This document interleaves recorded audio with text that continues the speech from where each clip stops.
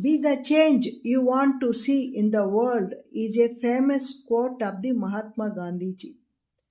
It emphasizes about the personal accountability and personal responsibility of the individuals in the society. It emphasizes a strong wisdom. It carries about the kindness, honesty, loyalty, truthfulness of the people. Instead of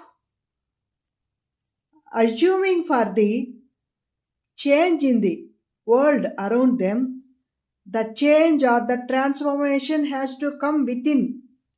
A person has to change themselves. If you want honesty, first you have to be truthful. If you want kindness, first you have to be empathetic.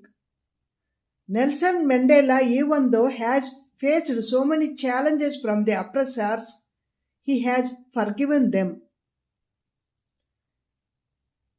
A person who has been got bullied in the society, if he stands against those persons, that single person starts a ripple effect in the society.